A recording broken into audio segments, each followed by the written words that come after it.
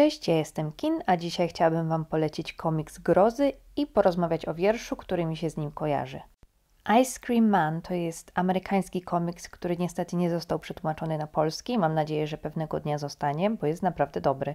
Komiks napisany jest w formie opowiadań połączonych luźno postacią tytułowego lodziarza, w związku z czym w każdej chwili można przestać go czytać, jeśli nam się nie spodoba, można go odkładać. Również dzięki temu mamy tutaj pewną różnorodność formy i treści.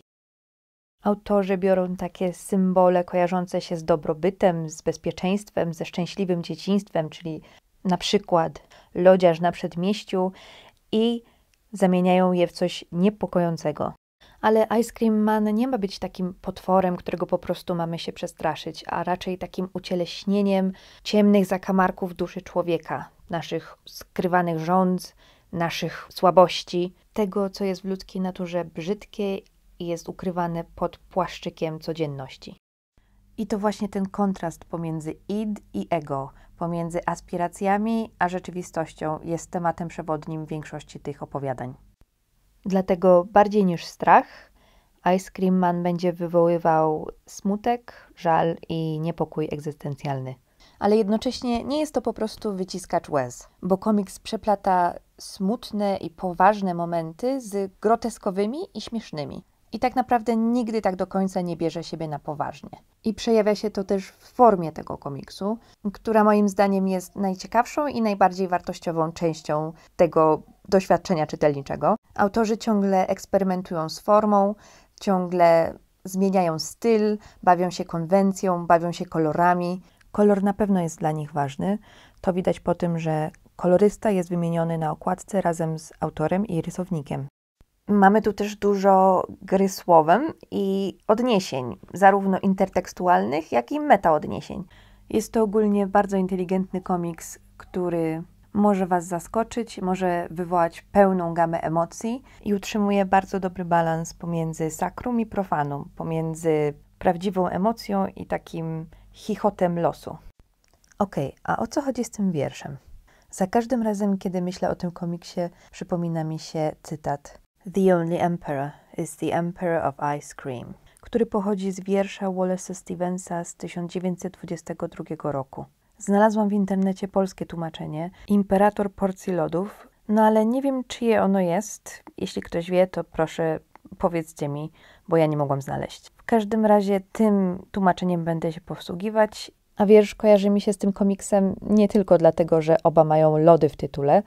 Myślę, że zachodzą tutaj też pewne zależności tonalne i tematyczne. Wręcz nie zdziwiłabym się, gdyby się okazało, że był inspiracją dla Ice Cream Mana, chociaż podobno nie jest. Okej, to może sobie go przeczytajmy. Wezwij zwijacza wielkich cygar, muskularnego, i każ mu ubijać w misie obleśne maślane śmietany. I niech dziewuchy wałkonią się w sukniach takich jak zwykle. Niech chłopcy przynoszą kwiaty w gazetach z zeszłego miesiąca. Niechaj się pozór przeistoczy w powód. Jedyny imperator, władca porcji lodów. Z szuflad komody, którym brak 3 szklanych gałek, wyjmij pościel, przez nią w gołębie kiedyś haftowaną i twarz jej zakryj prześcieradłem. Zrogowaciałe stopy niech wystają, świadcząc, że zimne i nieme jest ciało. Niech światło lampy zalśni w szkliwie podłóg. Jedyny imperator, władca porcji lodów. Więc jest to wiersz o śmierci, w domu leży ciało, zbierają się żałobnicy, a nasz podmiot liryczny wydaje polecenia na stypę. Tylko że zarówno żałobnicy, jak i polecenia są dość nietypowe. Takie groteskowe i niezbyt poważne, właśnie takie jakbyśmy się spodziewali w komiksie Ice Cream Man. Bo tu osiłek ma ubijać lody, a to samo w sobie jeszcze nie jest aż takie dziwne, ale te lody są nacechowane bardzo sensualnie. Słowo concupiscent ma takie nacechowanie seksualne, które trochę widzimy w słowie obleśne, jeśli wiemy, że należy go szukać. Być może słowo lubieżne oddałoby lepiej to znaczenie, ale wtedy zatraciłaby nam się ta ładna aliteracja. Concupiscent curds, obleśne, maślane śmietany.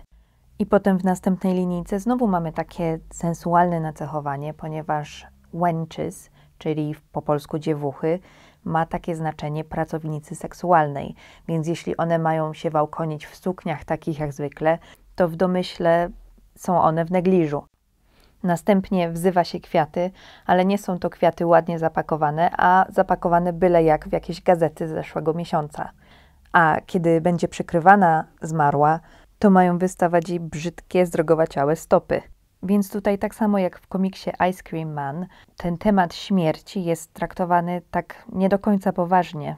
I tu też zwraca się uwagę na te szpetne i groteskowe aspekty życia, które teoretycznie nie licują z powagą śmierci. Ale też zarówno komiks, jak i wiersz przedstawiają tę brzydotę z empatią. I tu też sakrum miesza się z profanum.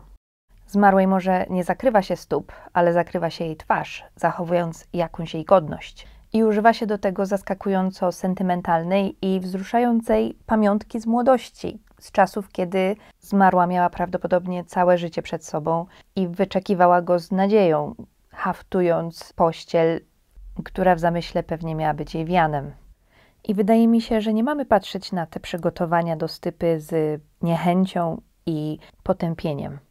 Jest to po prostu stypa odarta z ceremonii i sztuczności wśród ludzi z niższej klasy społecznej, którzy są przyzwyczajeni do śmierci i widzą ją taką, jaka jest. A w swojej pamięci o śmierci celebrują też życie. I wydaje mi się, że tego symbolem są właśnie te sensualne lody.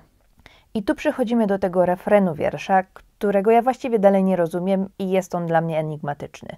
Czy ten władca porcji lodów to jest taka postać jak nasz lodziarz z komiksu, symbolizująca jakieś niższe instynkty w człowieku, które nawet w obliczu śmierci pozostają niewzruszone? Czy może jest to zaprzeczenie Boga jako władcy życia i śmierci? Istnieje tylko cielesność i doznania zmysłowe i to one nami rządzą, a to ciało leżące na katafalku jest tylko ciałem. A może idzie to jeszcze dalej i jest to wyzwanie rzucone w twarz śmierci? Władcą porcji lodów jest ta osoba, która się do tej porcji dorwie. I jedyne, co się liczy, to tu i teraz. Dopóki mamy te lody, jesteśmy królami życia. Ja nie wiem, więc powiedzcie mi, co wy myślicie. I w ogóle, czy myślicie, że moje porównanie ma jakikolwiek sens? Bo zarówno ta interpretacja, jak i to połączenie z komiksem to są rzeczy, które powstały po prostu w mojej głowie. A na razie, do zobaczenia, cześć!